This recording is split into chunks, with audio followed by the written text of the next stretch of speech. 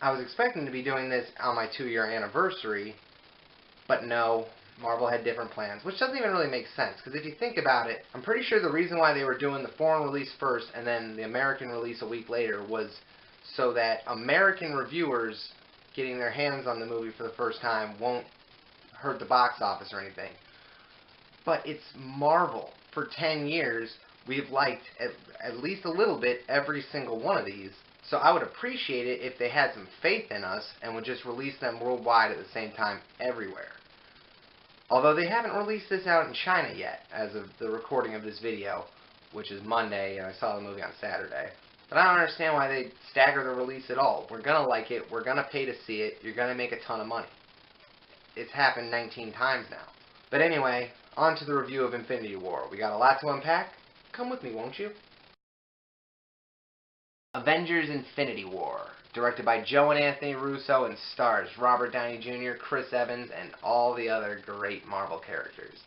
Although I was told ahead of time that the actual protagonist of the movie would be Thanos, but I find that very difficult to follow. Because for one, if Thanos is the protagonist, that makes the Avengers the antagonists, and it's very difficult to convince me that my favorite superheroes are the villains of a movie.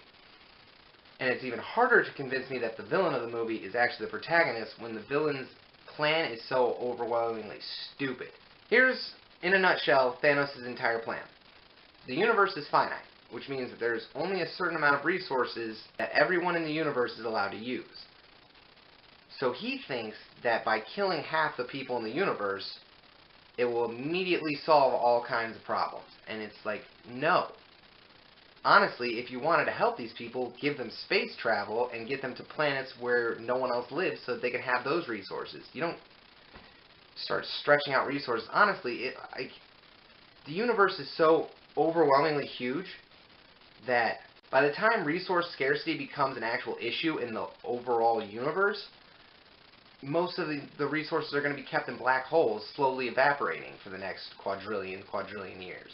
It's a very stupid plan, and he puts himself through a lot of pain in order to enact this stupid plan. There have been a lot of stupid plans in the MCU.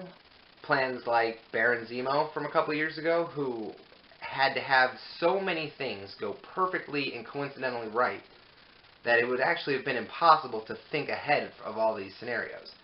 Thanos at least has a well thought out plan, it's just based on a fundamentally stupid idea. But while we're on the subject of things I didn't like about this movie, I also thought that the pacing was a little too frenetic. Like, 1 minute you're laughing your ass off because the Guardians of the Galaxy are happening, and then all of a sudden that grinds to a halt, and they're like, no, feel emotions, be sad for a minute. All these dead people.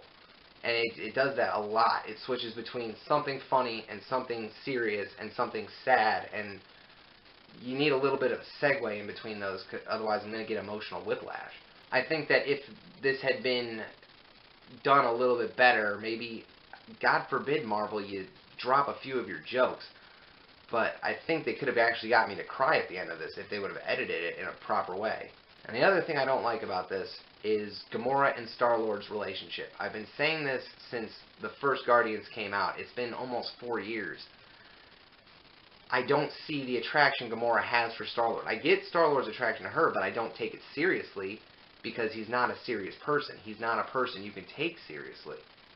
Gamora is the most dangerous woman in the galaxy, allegedly, so she should probably be with someone along her level, at least, if not physically, then at least mentally, and Star-Lord isn't. He's like one step above a feral child, you know? He was taken away as a kid, dropped in this whole new alien situation, and, I don't know, James Gunn apparently thinks that humans would be alright with that. I seriously think Star-Lord should have a lot more mental issues plaguing him, given his past. There was a lot of romance going on in this, along with the Star-Lord Gamora, which I think they should have softened. They didn't need to be in love. It didn't need to be the woman he loves more than anyone else. But, I mean, if your friend, if just a platonic friend is in the situation Gamora was in, it's perfectly acceptable to react the way Star-Lord did. It's what I call forced drama, where it doesn't necessarily have to go that far, but they do because the writers feel like people aren't going to connect with it if they don't. But then there was also Pepper and Tony in the beginning talking about having kids and getting married soon, and it's like, this is the point of having a 10-year anthology movie, or however you would word that, is we've seen all this. We've seen it all in Iron Man 3. We don't need to be reminded of Pepper and Tony's relationship up to this point. It could have been dropped. That's a good 4 or 5 minutes they could have taken off, because this movie was fucking long. It's 2 hours and 35 minutes long, and it really felt like it. It had like Age of Ultron syndrome, where it's too much of a good thing.